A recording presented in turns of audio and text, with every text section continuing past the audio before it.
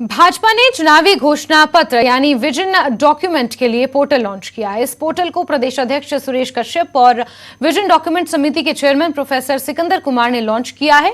Professor Sikandar Kumar ने कहा कि विजन डॉक्यूमेंट के लिए 21 समितियां बनाई गई हैं। पोर्टल के माध्यम से आम लोग विजन डॉक्यूमेंट के लिए सुझाव दे सकते हैं। उन्होंने कहा कि ये सुझाव व्हाट्सएप के जरिए भी दिए जा सकते हैं। इसके अलावा हर एक मंडल स्तर पर सुझाव के लिए बॉक्स भी रखे जाएंगे। भी आज हम लॉन्च कर रहे हैं। इसके माध्यम से हम लोगों से सुझाव मांग रहे हैं। हम लिखित रूप से भी सुझाव ले रहे हैं, हम व्हाट्सएप के माध्यम से भी सुझाव ले रहे हैं।